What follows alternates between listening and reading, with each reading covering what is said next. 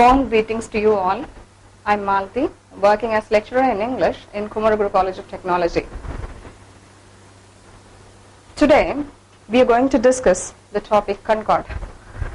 Concord is actually the agreement between the subject and the verb. When we talk about the agreement, we have to consider two things. One, the subject with the verb, and the verb pattern itself. When I say verb pattern, when we take a sentence like he has come here, has come is a verb phrase where has coordinates with the past participle verb form come. So I'm addressing that has come as the verb pattern here. So when I say verb pattern, the agreement between the verb pattern, it means whether the verb itself agrees with the other verbs that follows it or the verbs that precedes it. Let's take the sentence, they melt pig iron. In the sentence, they is the subject, melt is the verb, and melt concords with they. They is a plural noun, and melt is a verb that concords with this plural noun. Whereas, let's take the second sentence where she melts pig iron is given. In she melts pig iron, this melts, the additional s, this suffixation comes because of the subject she. She is actually third person singular subject. So naturally, in simple present tense, we have to add another s to the verb. Otherwise, the verb will not concord with the subject. So this comes under the tense itself. So the concordance of the tense is also very essential. Now, let us go rule by rule to know the usage of concordance or how the concordance is met. Rule number 1, let's see the usage of and between the nouns. Let's take some example like bread and butter, thread and needle, horse and chariot, time and tide, slow and steady. We say slow and steady wins the race. Time and tide waits for none. Horse and chariot is ready. Thread and needle once again is treated as singular. Bread and butter is my wholesome breakfast. So when I say bread and butter is my wholesome breakfast, I mean to say the subject is singular once again. Even though I have two different nouns, bread and butter, I treat the whole unit as singular. Here again, the same thing happens. Horse and chariot, once again, into the same rule. Slow and steady wins the race, wins. It is treated as third person singular. Instead of it, I'm using slow and steady. So, the verb becomes wins the race. Slow and steady wins the race, and time and tide waits for none, I say. So waits also tells the subject is treated as singular. This is how we treat when the and is used in such kind of noun phrases. At the same time, we have to take care of the intervention of the after and. For example, in a sentence like this, the Prime Minister and the External Affairs Minister is visiting Coimbatore today or tomorrow. When I say this, in that sentence, I mean to say the subject is singular. The Prime Minister himself plays the role of the External Affairs Minister.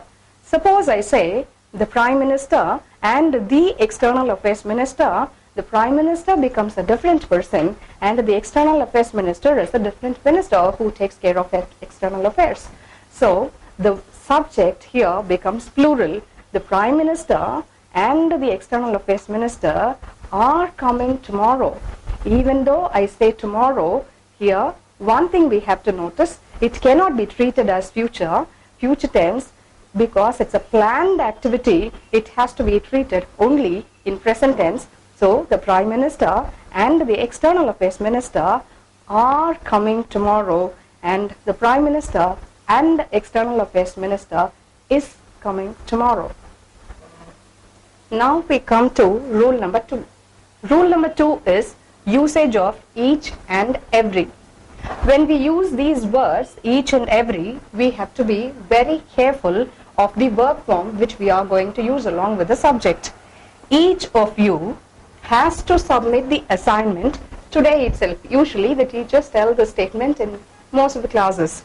When we say this, we are using the word each, which individually points to each and every student in the class. So, even though the whole class is addressed, each specifically goes to every particular student in the class. So, the verb naturally becomes singular. Now we come to the usage of every. Each and every under the same category.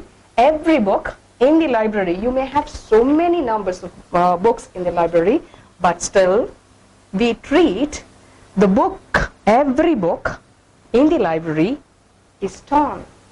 The verb used here is singular. The word every and each naturally makes the subject singular. Now we come to rule number 3. Rule number 3 is usage of either or and neither nor. When we use either or and neither nor, we have to be careful of the verb form. The noun that comes after or, if that is plural, then the verb has to be plural naturally. If the verb that comes after or is singular, then the verb has to be singular. Most of us confuse the verb form considering the subject that comes prior to or, and in the usage of neither nor, we find the subject that comes before nor. If it is plural, we give a plural verb, but it should not happen. Either my brothers or my sister is coming today. I consider only the noun that comes after or. The noun that comes after or is singular here, so I am giving a singular verb. Suppose the sentence goes like this: either my brothers or my sisters. Here the sisters is plural, so I have to give a plural form of the verb. Naturally it becomes are. Otherwise the sentence will go incorrect. The verb form will be incorrect and the concordance of the sentence will be lost. So we have to be careful of one particular thing in the usage of either or and neither nor. Check the noun that comes after or in the usage of either or, and check the noun form that comes after nor in the usage of neither nor. If the noun that comes after or and nor is plural, then definitely the verb has to be plural. If the noun that comes after nor or is singular, then the verb has to be singular. When either is treated separately without the usage of or, it comes in the meaning of both, so it is treated as plural. When neither is used separately, it means none, and you have to treat it as singular. We take one example: either of them have gone to the party. Or is not present here in the sentence, but still we treat either as plural. Either of them here means both of them have gone to the party. That is why have. Have tells you the verb as a subject is plural. Have comes only along with the plural form of the noun, as we all know. Now we come to rule number 4. Rule number 4 is the usage of some and none. How do we have to use the some and none, and what kind of verb pattern we have to use along with some and none? When we use none along with a prepositional phrase like of, the noun naturally becomes plural, but it should not be treated as plural. The noun in total should be treated as singular. So none of them was there in the class. When I say that, none of them, even though it seems to be plural, them tells the noun is plural, but the word none singularizes the noun them. So the verb along with that is singular. None of them is there in the class or was there in the class or has come to the class. So naturally it takes a singular pattern of the verb. Now let us come to the other usage of none. When we use none individually without the usage of any other noun suffixing to it, it naturally becomes plural. None were there in the class. None are there in the class. None have come to the class.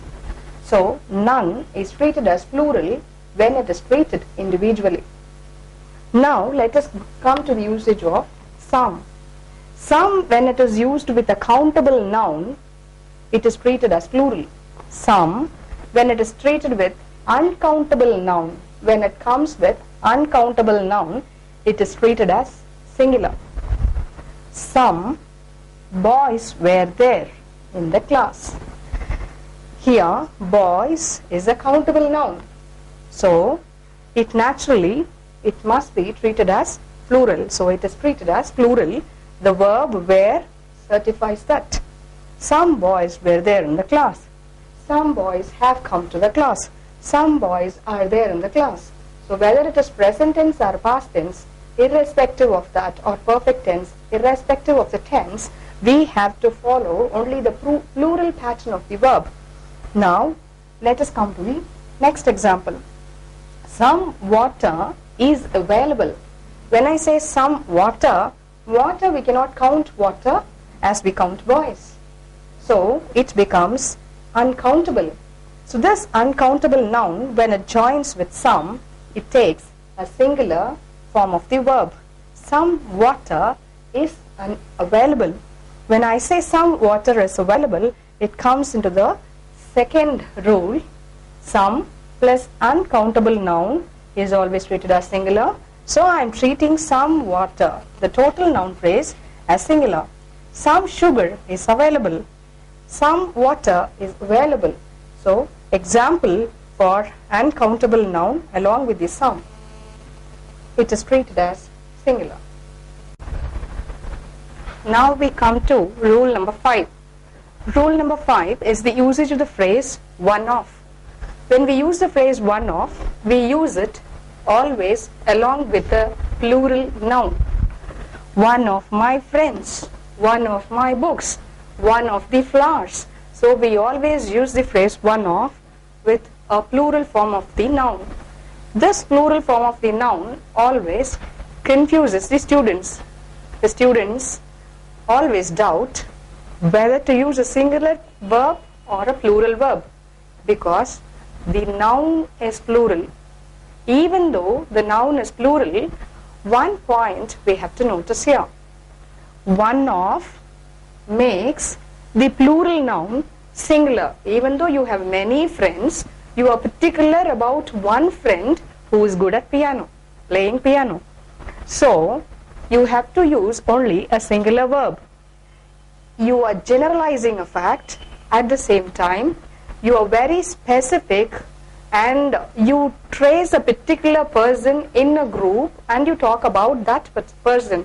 So one of makes your plural noun singular. So the verb is singular. Actually, the noun here used is singular. Even though it is one of my friends, you are very particular about the one friend among all those you have.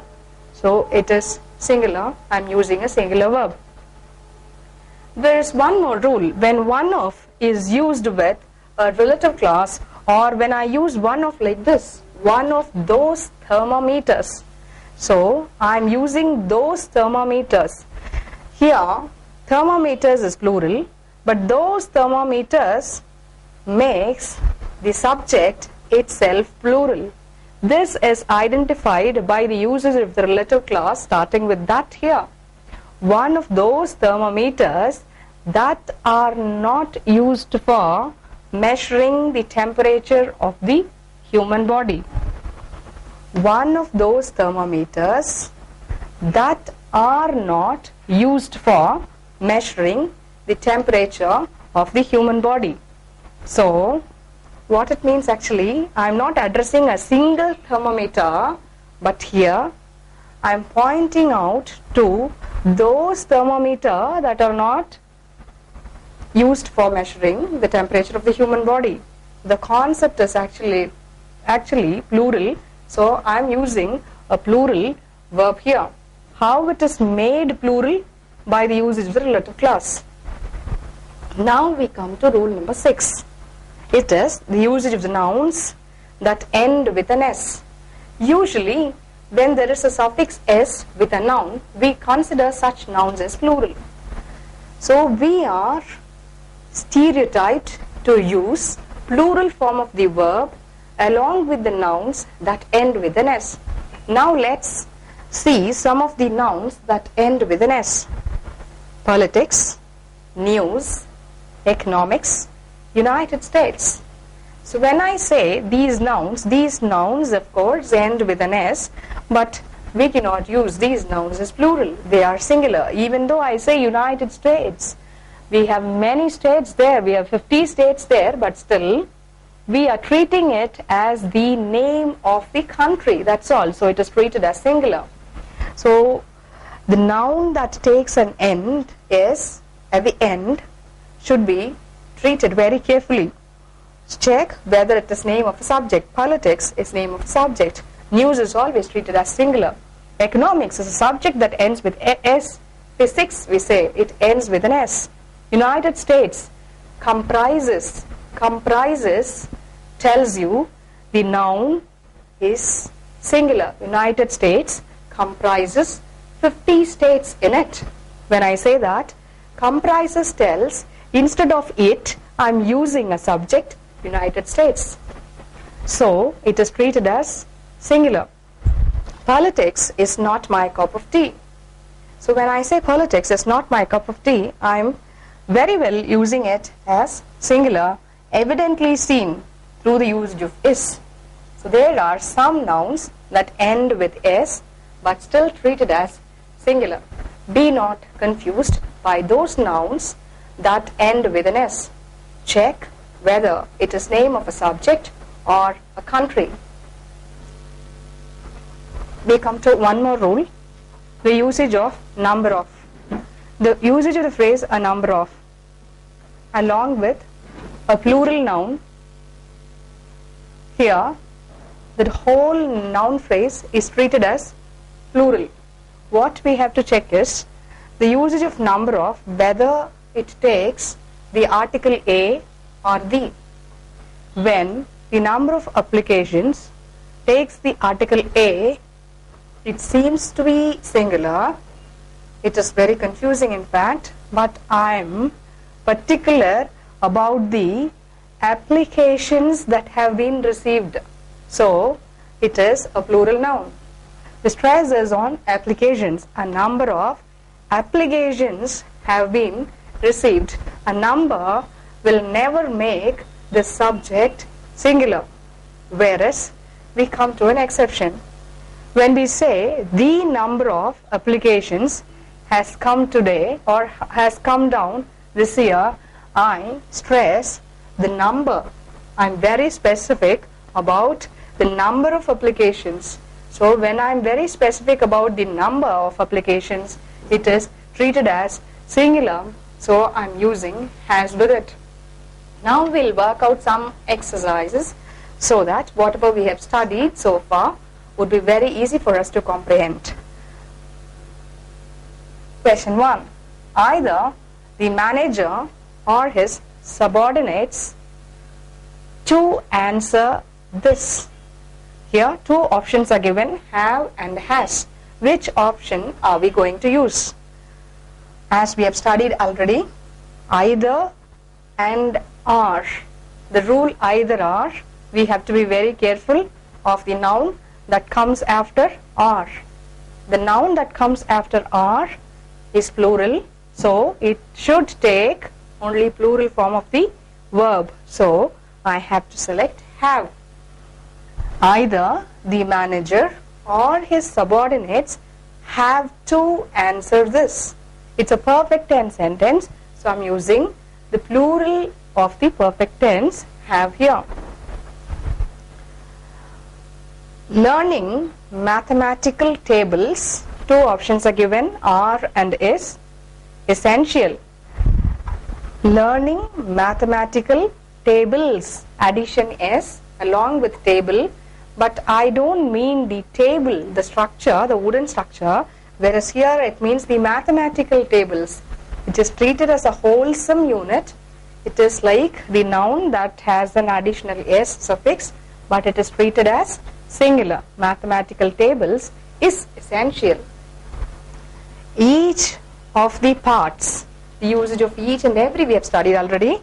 So each of the parts, the word each makes the noun singular, so I have to use has along with it. Each of the parts has been made separately. Time and tide, the usage of and, the and separates two nouns here, but still treated as a wholesome unit, so waits for none.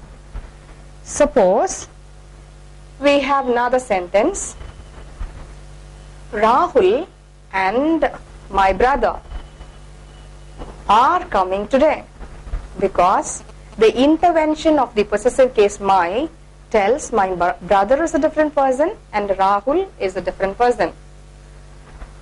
Suppose I say Rahul and class representative is not present here, I mean to say Rahul himself is the class representative. Suppose I say Rahul and the class representative, then I mean to say two people, so I have to use a plural form of the verb. Rahul and the class representative are absent today. The fifth sentence, the number of employees have and has, both the options are given, increased this year.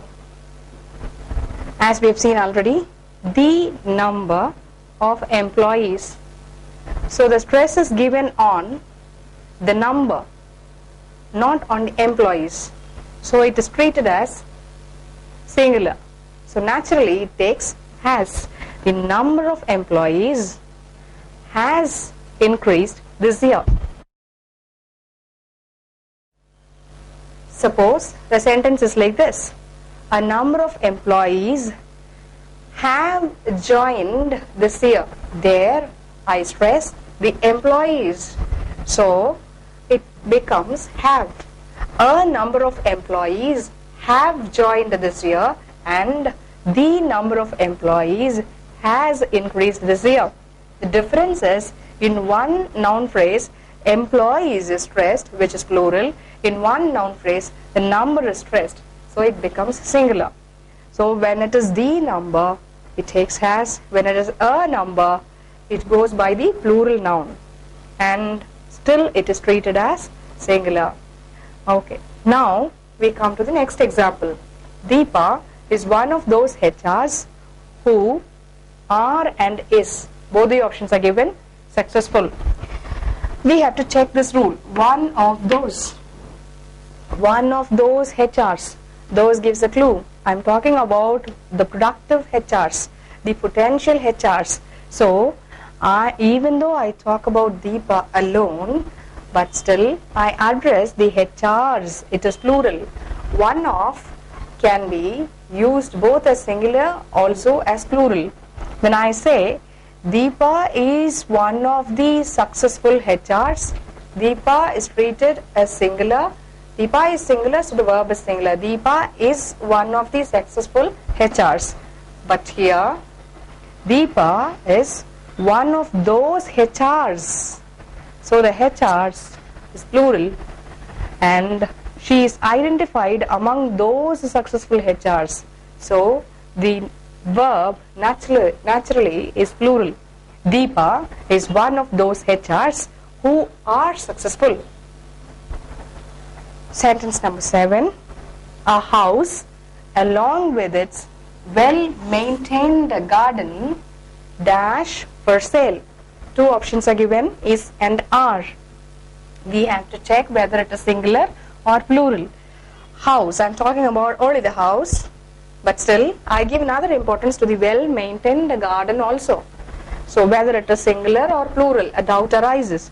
The usage of along with makes the noun phrase singular. A simple logic, a house along with its well-maintained garden. The person who is going to purchase the house is going to purchase also the garden. So it is treated as singular. Along with gives a clue here, and the total noun phrase still garden is made singular. A house along with its well-maintained garden is for sale. Next sentence. Some barometers, maybe whatever we have received in the firm, some barometers are found to be defective. Why we are using are here? Barometer is a countable noun. I am adding additional yes, that is a clue. It is a countable noun. When some takes a countable noun, the verb is plural. When some takes the uncountable noun, the verb is singular. Okay, we have studied it already. Now sentence number 9. Nuclear fission dash, two options are given, release and releases large quantity of energy. Nuclear fission, instead of it I am using nuclear fission, so naturally it is singular. So nuclear fission releases large quantity of energy. He, third person singular subject, he dash the plates together. Two options are given once again, weld and welds. He is third person singular, so it naturally takes a singular verb added with s because it is simple present tense. He welds the plates together. Suppose the subject is they, it takes weld. They weld the plates together and he welds the plates together.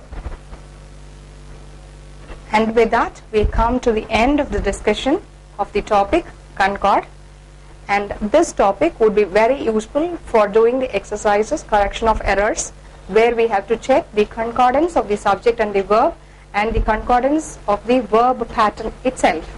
So this will naturally help you to do the other exercise which is on correction of errors. Thank you.